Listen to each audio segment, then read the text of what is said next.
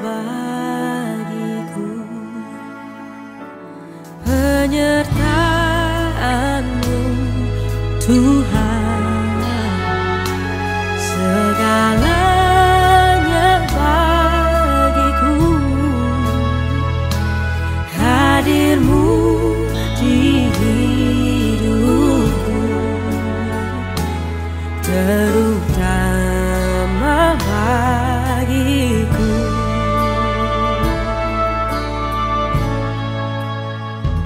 Anugerah-Mu, anugerah-Mu, semua karena anugerah-Mu, bukan karena kekuatan-Mu. Anugerah-Mu, anugerah-Mu Tuhan, kasih dan sayang-Mu, sumber kekuatan bagiku.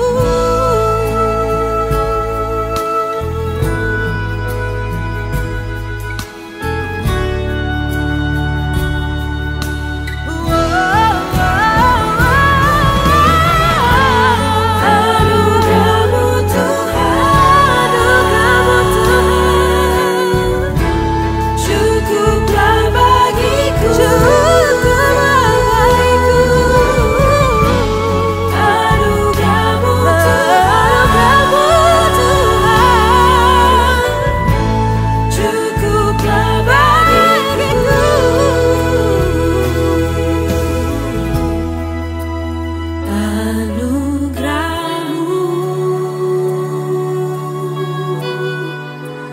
Anugerah-Mu, semua karena anugerah-Mu, bukan karena kekuatan-Mu.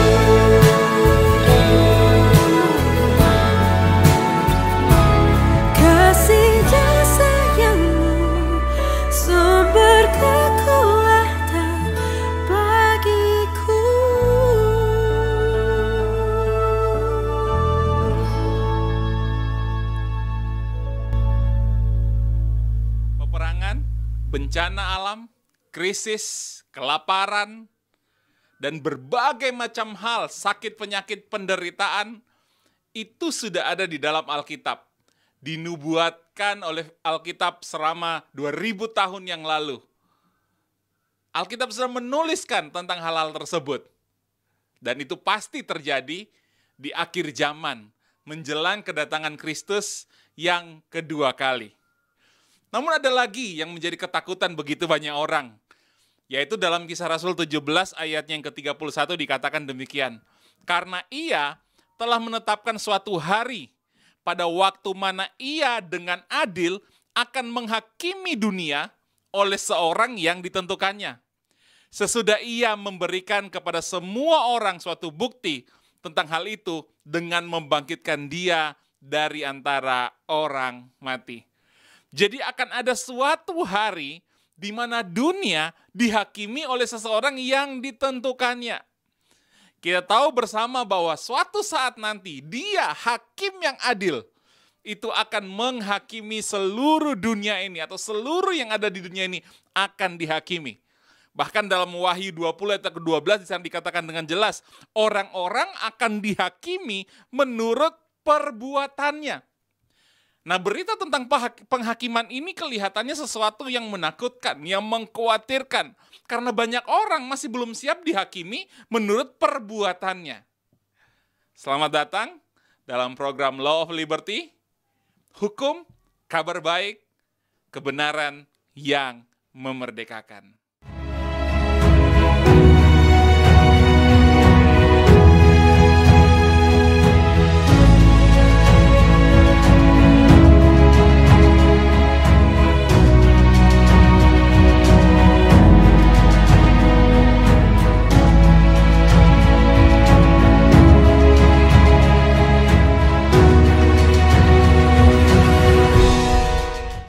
Dari ayat Kisah Rasul 17 ayat yang ke-31 tadi, ada dua hal penting yang perlu kita garis bawahi. Yang pertama adalah tentang hari penghakiman, di mana dunia akan dihakimi menurut perbuatannya. Dan yang kedua adalah seseorang yang ditentukannya. Seseorang yang ditetapkan Bapa untuk menghakimi dunia ini. Benar ada hari penghakiman. Tapi pertanyaannya yang penting bagi saudara dan saya adalah, benarkah bahwa mereka yang ada dalam Kristus termasuk orang-orang yang dihakimi? Mari kita dengarkan kabar baik. Yohanes 3 ayat yang ke-16 dan 17 berkata demikian. Karena begitu besar kasih Bapa akan dunia ini, sehingga ia telah mengaruniakan anaknya yang tunggal, supaya setiap orang yang percaya kepadanya tidak binasa, melainkan beroleh hidup yang kekal. Sorga telah memberikan Yesus supaya setiap orang tidak binasa, yang percaya kepada Yesus tidak binasa, melainkan beroleh hidup yang kekal. Perhatikan ayat yang ke-17. Sebab Bapa mengutus anaknya, sebab Bapa mengutus Yesus ke dunia, bukan untuk menghakimi dunia, melainkan untuk menyelamatkannya oleh Dia. Bapa mengutus Yesus ke dunia, bukan untuk menghakimi dunia, tetapi untuk menyelamatkan dunia oleh Yesus. Yesus datang bukan untuk menghakimi dunia. Yesus datang bukan untuk menghakimi saudara dan saya, tetapi Yesus datang untuk menyelamatkan kita.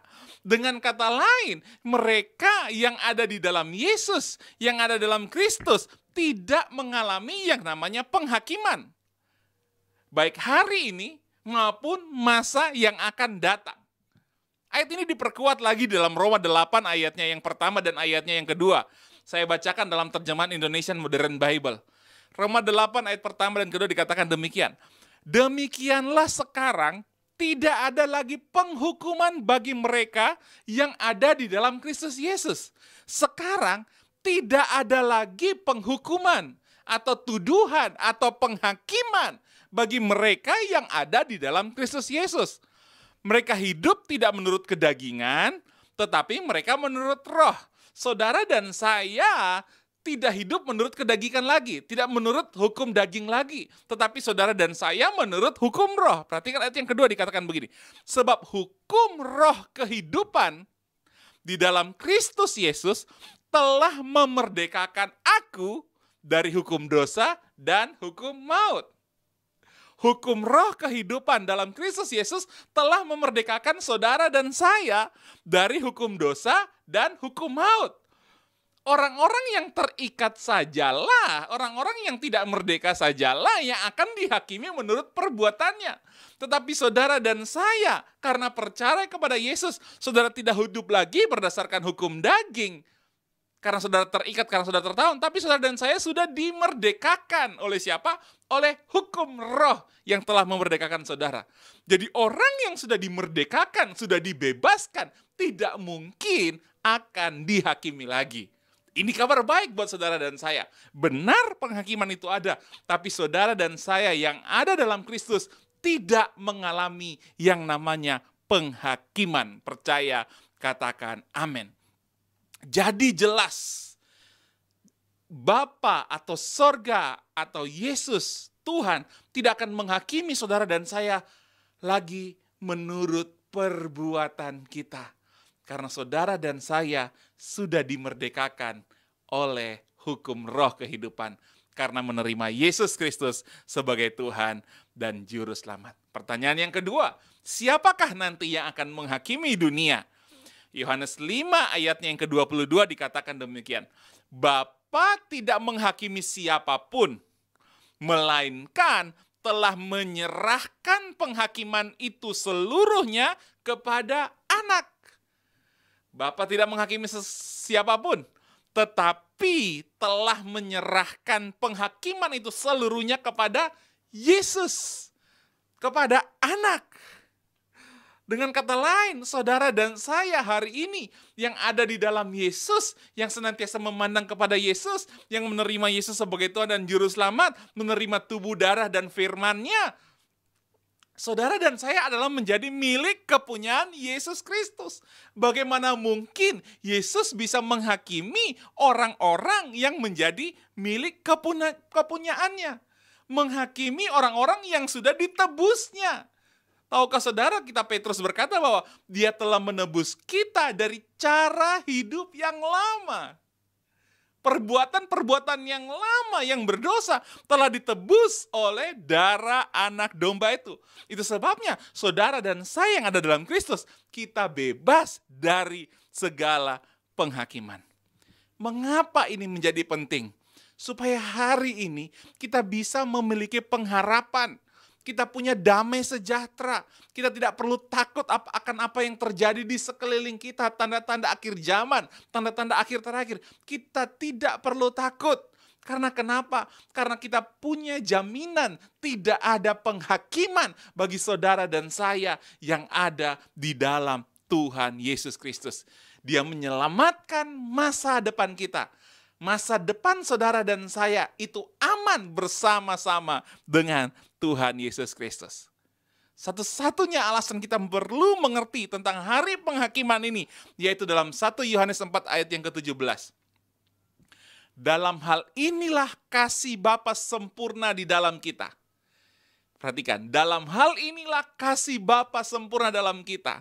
Yaitu apa? Yaitu kalau kita memiliki keberanian percaya pada hari penghakiman. Keberanian percaya pada hari penghakiman. Karena sama seperti Dia, kita juga ada di dalam dunia ini. Satu-satunya alasan untuk kita percaya akan hari penghakiman. Karena kenapa? Karena sama seperti Yesus di surga, demikian kita juga di dunia ini. Yesus di surga sehat, saudara dan saya di dunia ini sehat. Jadi iblis, si jahat tidak bisa menghakimi, tidak bisa mendakwa saudara dengan sakit penyakit, dengan penderitaan. Yesus di surga berbahagia, diberkati. Saudara dan saya yang hidup di dunia ini juga sehat, berbahagia, diberkati. Karena sama seperti Yesus di surga, demikian juga kita di dunia ini. Iblis tidak bisa menuduh, tidak bisa menghakimi, tidak bisa mencuri damai sejahtera di dalam kehidupan kita. Itulah yang harus kita pahami tentang hari penghakiman. Dengan kata lain, firman Tuhan berkata, waktu kita mengerti sama seperti Yesus di surga, demikian kita di bumi, sempurnalah kasih Bapa di dalam kita. Kasih Bapa menjadi sempurna ketika kita percaya bahwa hari penghakiman engkau tidak dihakimi lagi.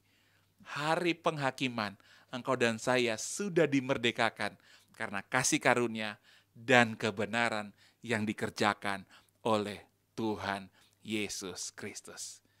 Biarlah kita berbahagia, kita bersuka cita. Apapun boleh terjadi di sekeliling kita, tapi kita punya sebuah kepastian dan pengharapan bahwa saudara dan saya orang-orang yang sudah dimerdekakan. Terpujilah Tuhan Yesus Kristus, diberkatilah kita semuanya. Shalom, shalom, shalom.